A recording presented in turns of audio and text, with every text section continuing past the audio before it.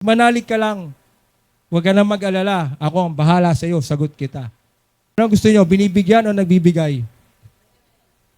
Ang Diyos ang nagbigay sa atin ng pananampalataya, ng pananalig.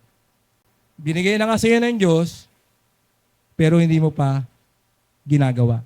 Talaga bang tinanggap mo ang Panginoon? O sumabay ka lang sa Agos? 2026 na, ganun ka pa rin, ay mahiya ka naman. Bakit natin yung ating mga buhay na tayo ay talagang merong salita ng Panginoon. Kasi yung last Sunday ay narinig natin ang unang mensahe. Ito po ay patungkol sa salita ng Panginoon. Tama ba? Salita ng Panginoon. Bible, di ba? At nakita natin na napakalaga po yung pagtotoo ng pansin sa salita ng Panginoon. Di ba? Sabi nga ni Jesus Christ, nang siya ay nasa sa ilang, nang siya ay bago siya magsimula ng kanyang ministry, siya ay tinukso. Diba? Siya ay tinukso ng Diablo. Sabi sa kanya, kung ikaw ang anak ng Diyos, kung ikaw ba talaga yung anak ng Diyos, pwede ko bang gawin itong bato na gawing hamburger? Gawing tinapay. Diba? Pero sabi niya, ang sagot ng Panginoon, hindi sa tinapay lamang nabubuhay ang tao, kundi sa salita ng Panginoon. Kaya 3 beses siyang tinukso at ang tugon niya ay laging salita ng Panginoon. Kaya ganoon po kahalaga ang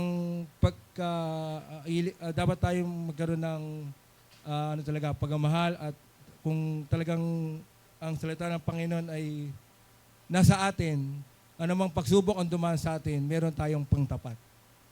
Amen ba? Meron kang panlaban.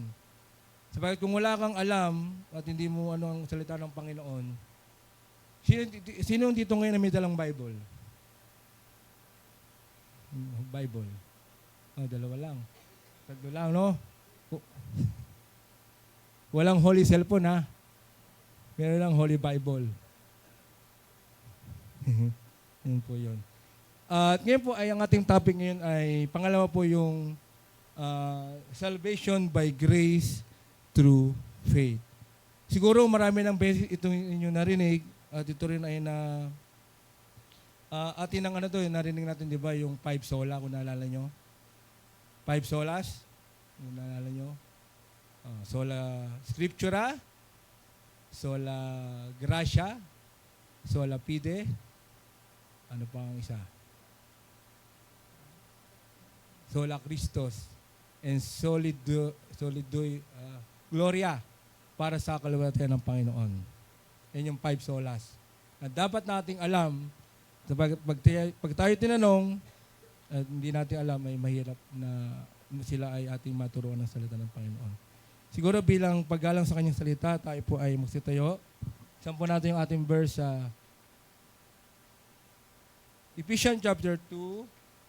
Ayan, sayin po natin. Sabi dyan, ready begin. Sapagkat sa biyaya, kayo'y naligtas sa magitan ng panampalataya. At ito'y hindi sa magitan ng inyong sarili. Ito'y kaloob ng Diyos. Hindi sa magitan ng mga gawa upang ang sino man ay huwag magmalaki. Sapagkat tayo'y kanyang pinakamahusay na gawa na nilalang kay Kristo Jesus para sa mabubuting gawa na inihanda ng Diyos ng una pa upang siya nating lakaran. Tayo sandaling manalangin. Panginoon, salamat po sa pagbabasa sa iyong salita. Kayo po ang siyang magpala nito. Nawa amin pong buksan ang aming puso, ang aming kaisipan sa pakikinig sa iyong salita. Salamat po itong aming dalangin sa pangalan ni Jesus. Amen. Mari na po tayong makaupo. Yan. Ito po yung ating topic sa umagang ito. Patungkol po sa ating kaligtasan. Sabagat hindi po natin kayang iligtas ang ating mga sarili. Tama ba? Hindi natin kayang iligtas ang ating mga sarili. Ano ba ang ibig sabihin ng biyaya? Ba? Siguro ang sa tingin natin ay ito yung maaaring pagkain, ito ay ano ba? Material, pero sa ano po ng Panginoon, ito ay sa salita pong Grego para sa biyaya, ito ay charis. Nangangahulugan ng pabor, mabuting kalooban o isang regalo na ibinigay ng walang bayad. Di ba? Di ba napaka masarap ang ating damdamin kung tayo ay nakatanggap ng ano, di ba, regalo. Sino dito masaya ang makatanggap ng regalo? Diba? Ano gusto niyo? Binibigyan o nagbibigay?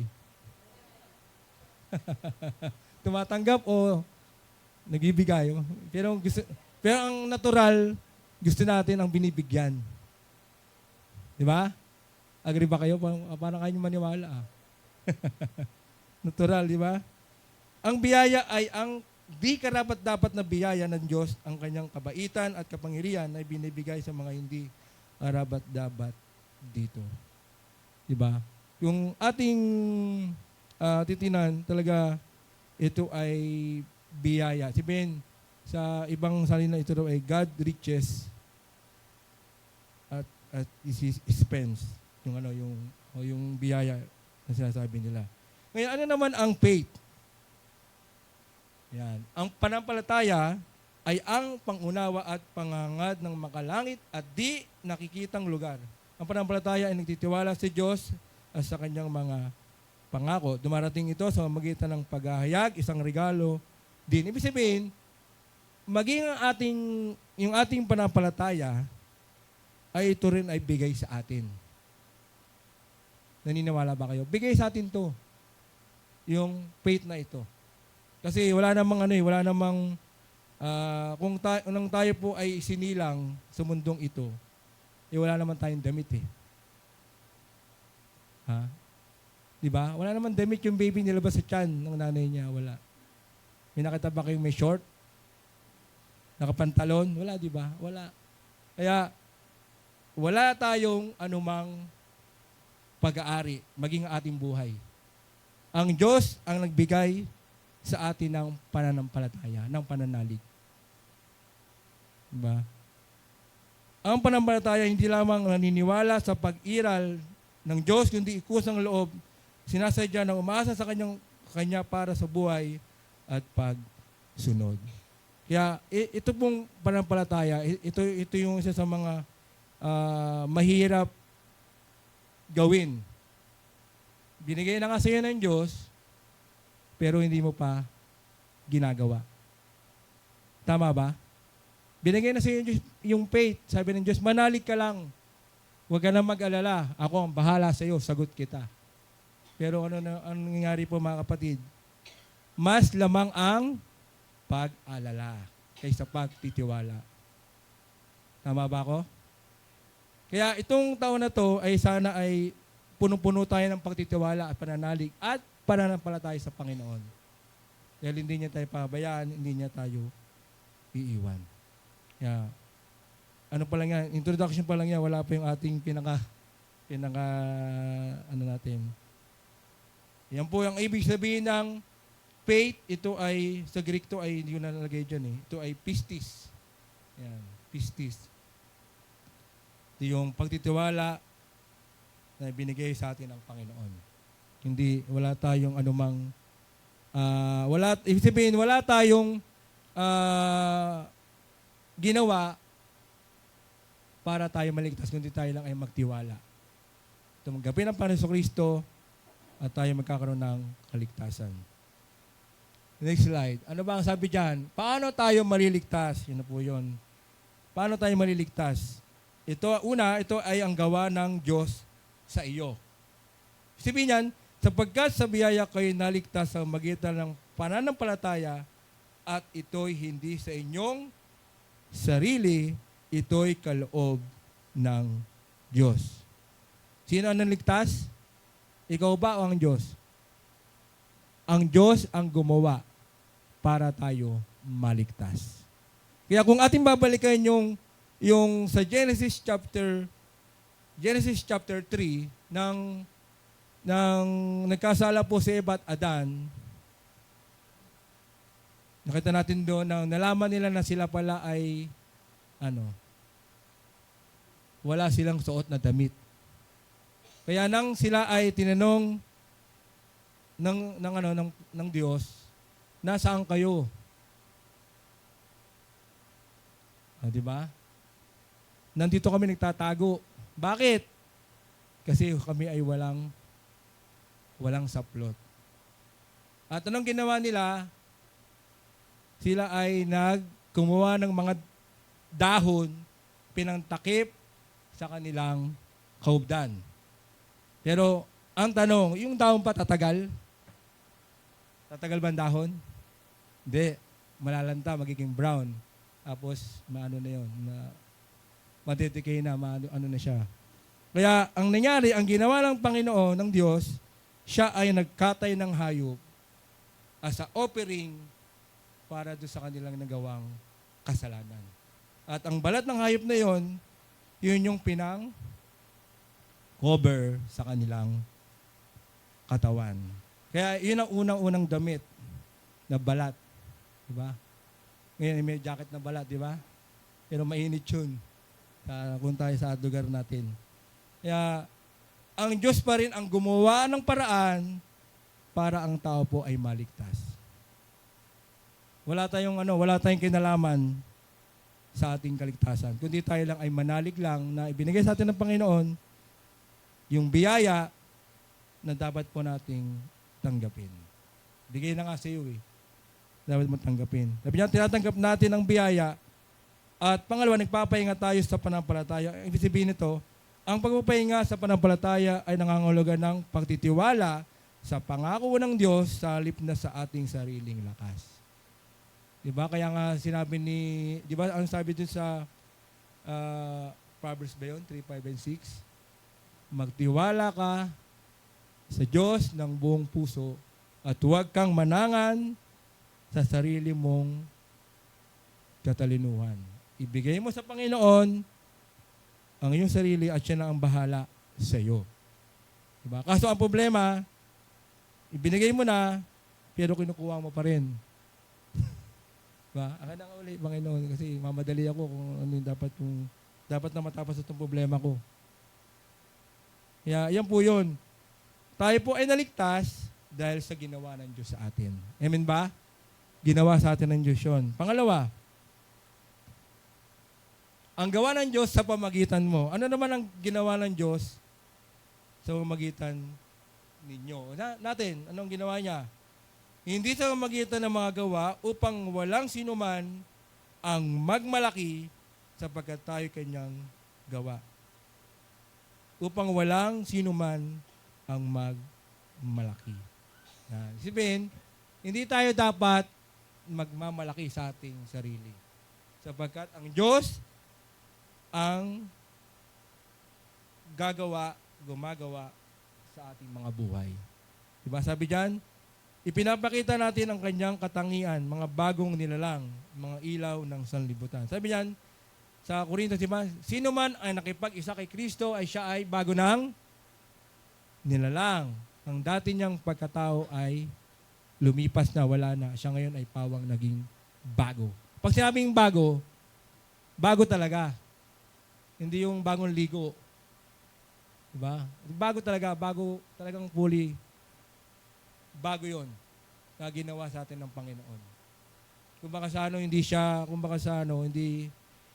uso sa Panginoon yung, anong tawag doon? Yung renovation ba yon? Renovation, hindi. Kasi pag renovation, yun ay masisira uli. Di ba? Masisira uli yun. Kaya tayo mga kapatid, tayo po ay bago na tayo na nilalang ng Panginoon. Ang dati nating pagkatao, dapat yun ay unti-unti nang hindi na natin binabalik-balikan. Dahil tayo nga, sabi nga dito, tayo ay mga ilaw ng sanlibutan. Di ba? Ating pagliwanagin ang ating ilaw para ano? Para mabigyan ng kaluwalhatian ng ating Ama na nasa langit. Kumusta na po ang ating pagiging ilaw, mga kapatid? Pundi na ba? O malapit ng pagpundi? Ano ba? O linggo lang nakikita yung ilaw nyo? O linggo na. Kailangan hindi ako makagawa ng kasalanan ngayon. Linggo eh. Ang pagiging Kristiyano po, hindi po tuwing linggo lang ha. Ang pagiging Kristiyano po ito ay araw-araw sa labas at loob ng bahay. Dapat ikaw ay nagliliwanag. Diba? Parang kanta ni Sharon, no? Bituin. O tayo ba yun? Mga bituin na walang ningning. Gusto ba yun? Bituin walang ningning. Kasi wala na. Kaya, pangalawa, inihayag natin ang kanyang kapangyarihan. Kapag nakikita ng mga tao ang tunay na pagbabago sa atin, hindi nila makakaila ang kapangyarihan ng Diyos. Amen ba? Kung nakikita ng tao yung pagbabago, kung dati kang chismoso, dati kang lasenggero, lasenggera, manginginom, or babaero, lalakero, o anumang mga dati mong mga ginagawa, dapat yun ay unti-unti nang nawawala. Nagkakaroon ng pagbabago sa mga buhay natin. Kaya kung hanggang ngayon ay 2026 na, ganun ka pa rin, ay may iya ka naman sa Panginoon. Kasi testimony natin ito, na dinadala natin ang pangalan ng Panginoon. Ba? Kaya huwag tayong maya na magdala ng Bible. Magdala tayo ng Bible. Diba? Pakita natin yung ating mga buhay na tayo ay talagang merong salita ng Panginoon. Kasi yung sabi nga ni Apostol Paul, tayo ay mga buhay, we are the living epistle, written, reading by men. Talagang binabasa yung ating mga buhay. Yan ba yung Kristiyano? Bakit ganun pa rin? Diba? Lagi nagsisimba yan, pero ganun pa rin ang buhay niya. Kaya ito ang gawa ng Diyos sa pamagitan natin na huwag tayong dapat magmayabang. Wala tayong ipagmamalaki. Diba? Mahirap ang magmataas. Diba? Sabi nga sa Proverbs, ang nagmamataas ay ibinabaksak. Sabi nga din, pride goeth before destruction. Ang pagiging ma-pride. Diba? Ito yung unang kasalanan sa langit na nangyari. Yung pride. Bakit po? Kasi si Lucifer, isa siya sa mga praise and worship singer siya dun sa langit. Ikaw sabi niya, gusto kong tumaas, gusto kong higatan ng Diyos. Ano nangyari? Itinapon siya ng Diyos mula dun sa langit, itinapon sa lupa. Kaya doon nagsimula yung sa Eden, yun na yung pangalawang kasalanan. Diba? Kaya yan ang isa sa mga simula noon. Kaya ang gawa ng Diyos sa atin, makita natin na huwag tayong magmayabang. Pangatlo, ito na po yung last. Ang gawa ng Diyos para sa iyo. Inilikha kay Kristo Jesus para sa mabuting gawa na mga inihanda ng Diyos nang una pa siyang nating lakaran. Yan. Sabihin talagang inihanda tayo ng Diyos sa tamang landasin ng ating buhay. Ito yung gagawin natin. Ito yung dadaanan natin na lumalakad tayo sa landas ng Diyos. Sa landas na matuwid. Diba? Kaso ang problema mga kapatid, may mga oras o panahon sa buhay natin na parang para bang yung ating life map. Naalala ko na kasi pinagawa kami ng life map noon. Sabihin life map, ito yung kay Joseph. Diba? Yung niyang buhay niya kung paano siya ay nagsimula dun sa kasi siya yung isa sa mga anak ni Jacob, diba?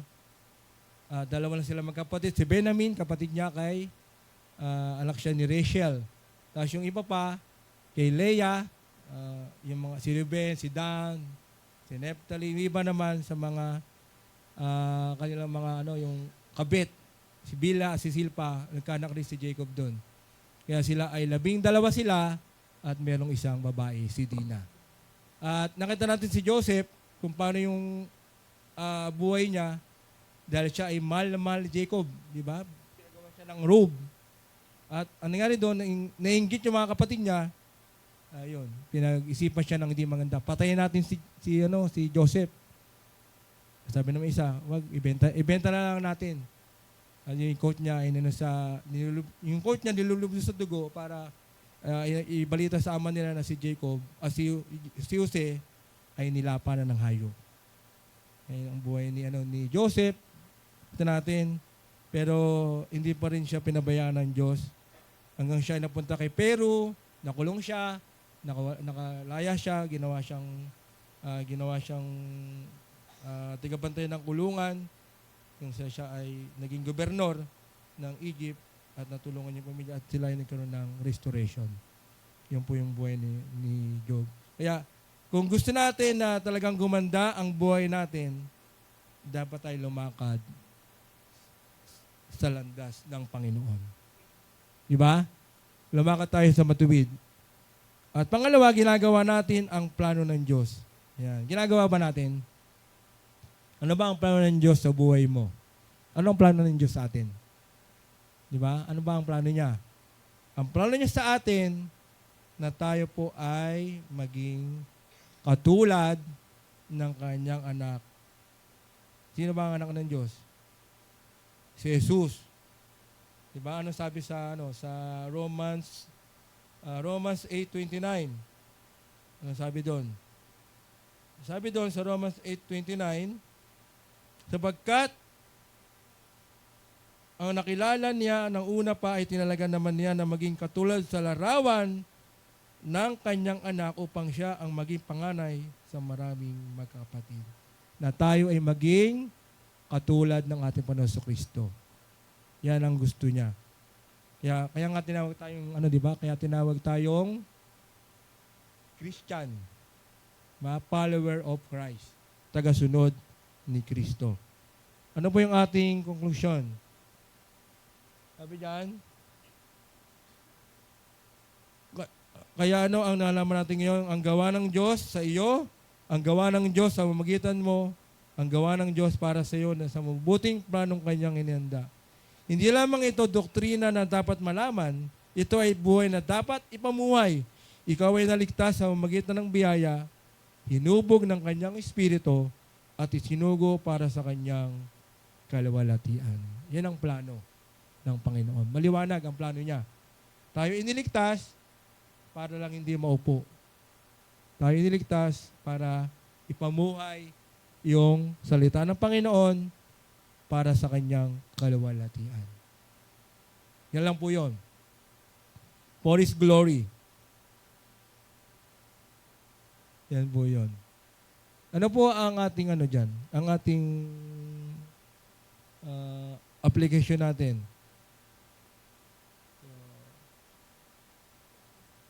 Kinukape pa ni Sir Heidi. Balik mo lang. Kaya yan po yung mga kapatid, na hindi lang ito doktrina ng kaligtasan, ng biyaya, ito ay dapat nating ipamuhay natin. Diba sabi nga, what you believe, you live. Diba? Dapat. Para bang walk talk. Diba? Kung ano yung sinasabi mo, dapat nakikita sa buhay mo. O, diba? Walk talk. O, walking in your talk.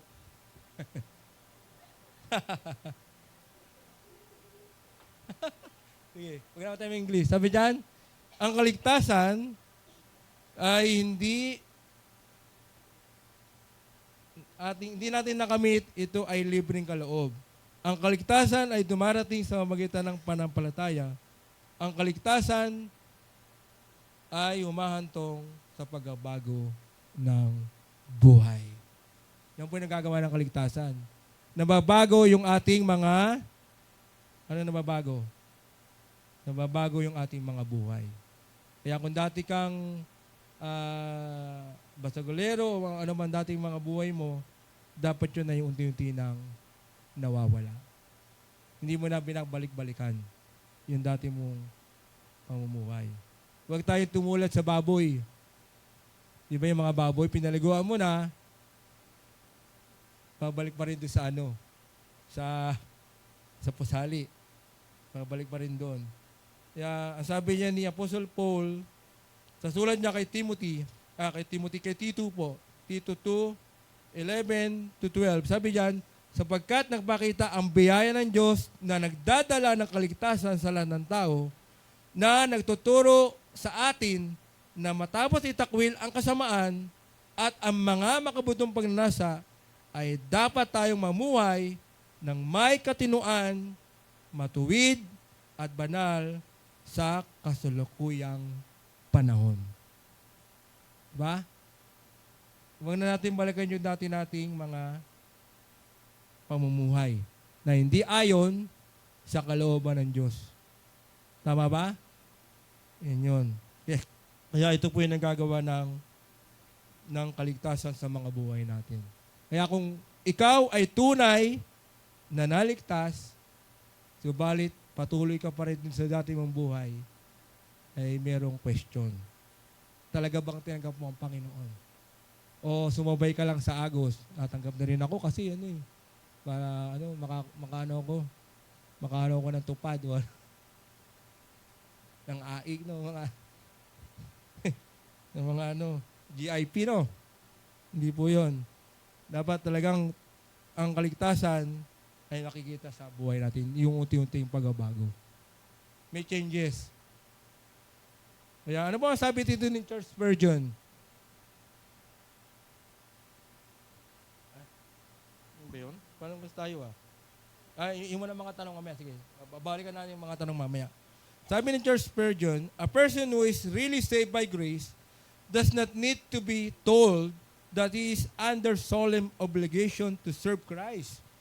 The new life within him tells him that instead of regarding it as burden, he gladly surrender himself, body, soul, and spirit to the Lord. Diba na ba ito sinabi niya? Talaga, ang tunay na naligtas sa biyaya ay hindi na kailangang sabihin na siya ay mayroong obligasyon na maglingkod, kundi ang buhay niya na bago, na siya ay nagbago na siya ay hindi ito isang kabigatan, kundi ito ay pagbibigay, pagpasakop sa Diyos, sa kanyang sarili, body, soul, and spirit. Kaya ano po yung ating mga question? Yan. Yan po yung mga tanong natin mamaya. Ano ang ibig sabihin na tayo naligtas sa magitan ng biyaya, hindi sa magitan ng ating sariling pagsisikap? Ano ang papel ng ginagampanan ng panampalataya sa proseso ng kaligtasan ayon sa Efeso 2:8-9? At paano natin maisasabuhay ang mensahe sa ating pang-araw-araw na buhay? Yan po yun. Kaya, kung talagang tayo ay sinasabi natin, i-claim natin na tayo ligtas na, dapat merong pagbabago na nagaganap sa buhay natin. Yan po yun.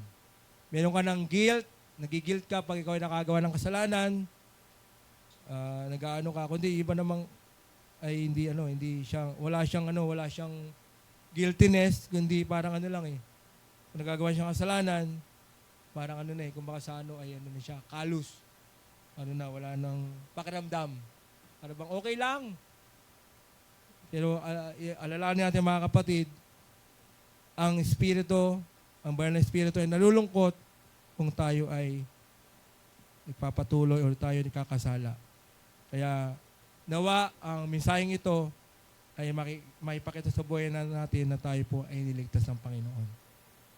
Hindi sa ating sariling kakayanan, kundi sa kanyang biyaya sa magitan ng panampalataya na ibinigay sa atin ng Panginoon. Tayo po yung manalangin. Dakilang Ama, maraming salamat po sa iyong salita na aming narinig tungkol sa kaligtasan. Salamat po sa iyong panampalataya, sa iyong biyaya na aming nakamit, na hindi po namin kayang bayaran, kundi ito po yung libre na inyong binigay sa amin ang kaligtasang ito. Nawa ang kaligtasang ito na aming nakamit, natanggap, ay makita yung aming buhay na nababago at nawawala na yung dati naming pamumuhay. Tulungan mo kami na makapamuhay na may kaayusan, may kabanalan, may pagsunod. Alisin mo yung pusong matigas, pusong masuwain. Bigyan mo kami ng pusong mapagpakumbaba, pusong marunong sumunod at maglingkod sa iyo ng buong puso na walang anumang bahid ng hindi magandang motibo. Ang motibo lang namin dapat ay ikaw ay bigyan ng kaluwalhatian Kaya tulungan mo kami, O Diyos, sa mga panahon na patawarin mo kami sa mga panahon na kami ay hindi nagliwanag na bilang inyong anak. Salamat, O Diyos, sa iyong salita na nagpaalala sa amin. Maging sa mga nakikinig, salamat rin sa kanilang walang sawang pakikinig sa iyong salita. Nawa sila rin po'y napagpala, napaalala ng iyong salita. Salamat po, O Diyos, itong lahat aming samot hiling. Sa pangalan ni Jesus at sa patnubay ng banal na Espiritu. Amen. Amen.